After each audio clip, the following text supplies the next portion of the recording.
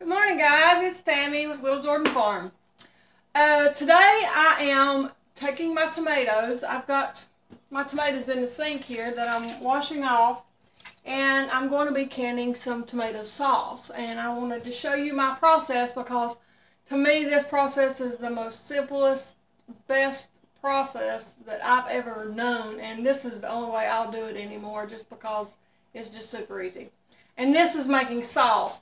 But I also can just whole tomatoes as well. But anyway, I've got my tomatoes out here in a some water, and I'm going to be cutting the bad places off and the tops off and all that kind of good stuff, and putting it in a basket to give to my chickens because they love tomatoes anyway. And then I'll be putting the remainder in here. This actually goes to my roasting oven, which is what I'll be putting it in, and these will cook down. I will layer the bottom of this with just about this much water just in the bottom, just to keep the tomatoes from scorching on the bottom. And then I will fill it completely full with tomatoes and let it cook all day long. But let me show you what I do. Guys, something else whenever you're canning tomatoes, this tomato here has got a soft spot right there. So I'm going to be cutting that out. And a good thing to do with tomatoes, because if you don't, you can ruin a whole batch, is if you have to cut out a spot like that that's bad or what have you, smell it.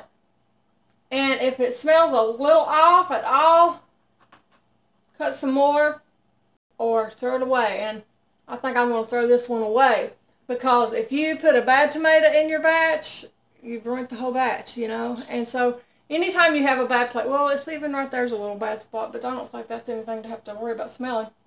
No, that's fine. Be sure you do, because you don't want to ruin your whole batch. I've done that before. Learned the hard way. You know, guys, I thought of something else that you will definitely, if you've never done tomatoes before, you will definitely want to do is be sure you got you a really sharp knife. I always sharpen my knives right before I do this, just because tomatoes are one of them things that you will get yourself frustrated real quick if you don't have a sharp knife. I just wanted to share something real quick. You know, I usually do my Amish paste when I do my tomatoes, and this here is a Big John that I got from my friend Jackie at Jackie's Kitchen and More. And I just wanted to show you guys how meaty this tomato is. So that right there is going to be a keeper on my tomato list, because tomato sauce is a biggie, and it is an Italian tomato in the first place, so that's really great. But I love how meaty that is. That right there makes a good sauce, having meat in it like that. So, just want to share that. Guys, I figured if I was going to do that, I'd do this too. This is an Amish paste. Look how meaty that booger is too. I love these meaty maters. That's what I need to call this video. Meaty maters. And it's the shape of a heart right there. And I've got it turned up pretty high. And just let it do its thing. I'll put the lid on it and let it do its thing. And then I'll come back here later. I've got my immersion blender here ready. And be sure you got something under it, because it will make a mess, to do the emulsion blender on it here in a little while. And I'll show you those steps as the day progresses. Okay, guys, I hope I can get all this in the screen. While I am waiting on my tomatoes to do their thing, I am, excuse me, the few tomatoes that I've got that I'm going to be canning whole, because I don't have that many right now to can whole. I just kind of try to keep them going as they come in. So I'm going to add these to, I'm going to add these to my sauce as I can it. So what I've got here is I've got a little kettle. Normally I would use a big kettle if I've got a bunch of tomatoes, but since I ain't got that many, I'm just got a small one. And I've got this on like a low, in between a low and a medium low, not too hot. And I threw some tomatoes in there. I've got 3 in here right now. And then after they set in there for a moment, I actually rub them a little bit with this. Let me show you this one. And I do like that, and if they seem loose, then I know that they're kind of ready. It don't take but a few moments. I mean, maybe 30 seconds if your water temperature's right. And then I throw them in I put ice in this, which you can't tell it now, but ice water to cool it back down. And then after I do that, I'm just going to take it and pour it out. Sorry, my trash piles over here. And then look how easy, I want to get this all over my foot. Look how easy this will peel. Sometimes I get it started with my knife. Sometimes it's just as easy to peel it. I'm making a mess. Sometimes it's just as easy to peel it with your hand. Just what happened. So, get this one peeled here. Sometimes you'll have spots that don't want to come off as good, and that's a good time to use your knife to get it to come on off. And then I will simply cut this one in half. That's about the size I like them to can whole, and I will place them in my jar. And then after I get them full, I'll be ready to go into the next. So let me get these out. I'd say they're ready. Put them in the cold water. This is called blanching, and then you flash cool them, and that will keep them from, that one there needs a little bit more time. And I'll stick another one in. Usually by the time you get one or two done, you're ready to come back and get another one anyway. So that gives you an idea of how to do that. See how easy that peels after you blanch them? You can do peaches this way too, guys. Anyway, I'll get these done and I'll be right back. Hey guys, in between putting some of these tomatoes in here, you need to be sure you pack them down in there good, so there's no air bubbles and stuff. And you can leave it. You can use a half-inch headspace. Keep them down in there. And like I've only got 4 more tomatoes, so I'm probably going to have to make a half a pint with that. And then I will put a teaspoon of Himalayan sea salt in. I use Himalayan sea salt. You don't have to use Himalayan sea salt. You can use just regular salt in my quarts and half a teaspoon in my pints. And I will water bath these. The pints need about 35 minutes and the quarts need about 45 minutes, since they're not going to be cooked at all compared to the sauce that's already going to be good and hot and cooked and all that kind of good stuff. So, there we go. Guys, I'm going to go ahead and apologize. I'm going to try to do this here one-handed to show you a little bit. There they are cooking down.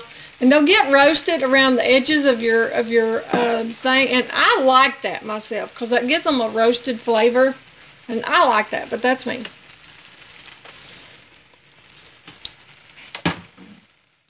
Be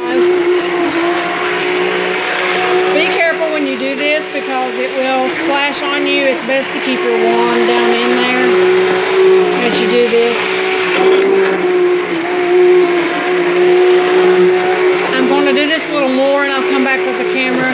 This is hard to do one-handed. And I'll show you. Alright guys. Put that in there. I wanted to show you something here. I've done that quite a bit, and you see that's a lot of your peeling right there. So whenever you do this, you're actually going to get a lot of your peeling. But a lot of it will also blend up. That's why it's important to use the emulsion blender, because it will really blend up all of your skins. So see, there's a bunch of skin right there, but you won't know. And you see that little bit of dark there?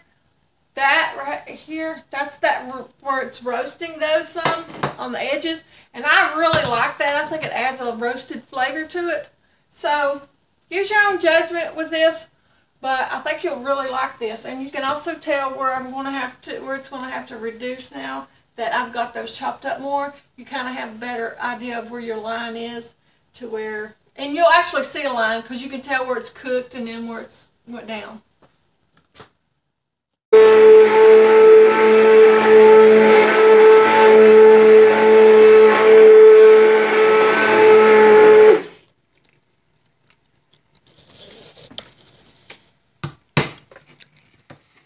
Guys, now that I got it all softened up and it was able to be pureed good, I'm going to leave the lid off. That way it can evaporate. But at first, until they all get kind of softened to where you can blend them up well, I generally put my lid on there for a moment, but then leave it off. And this will cook a good while today, guys. And guys, I kept using the emulsion blender. I've done that probably 5 or 6 times throughout the process, and I've got it down to the amount that I want it. You don't have to do it completely half reduced. You can do it to whatever thickness it feels good to you. I put my ladle in there and I just kind of feel of it and see, you know, where I want it. That gives you an idea. So let me get this last one here. We'll get on with it. Here, I thought I would show you. There's my emulsion blender. And see, I got a lot of those out of there. And there's still some in there. But that emulsion blender blends them up so fine you don't even know they're there. Nobody will even know they're there. Unless you just kind of accidentally forget a piece or something like that. But now at this point, you see how that looks? Be careful, this is hot. Leave your thing on. I cook this at 400 degrees, by the way. Use your own judgment on the thickness you want. And then I'm going to simply put these in here and add a teaspoon of salt to each jar. And I'm also going to add it to my jars of tomatoes that I had done earlier. The half pint, the pint, I said half pint a while ago and I didn't mean to. It's just, I guess, because of the quarts. But the pint that I had, I went ahead and put it in the refrigerator because I'm probably going to use it for supper tonight. That way I don't even have to mess with canning it and wasting a seal. So I will put a teaspoon in each of these and fill them up. Okay. Add that to that. Now I'll take my vinegar water, clean out around my edges.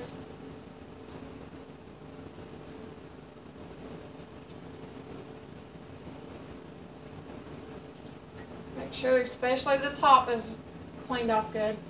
I should have actually put my salt in there and put a teaspoon of salt before I've done that, but I'll be careful there. My sanitized lids and rings, flats and rings, whatever you want to call them. Mayonnaise lid type, that's what I call it anyway. And it looks like I'll definitely get this thing full with this, so my other tomatoes I may have to put in something else. But I'll get the rest of these jars filled up and get them in the canner and we'll go from there.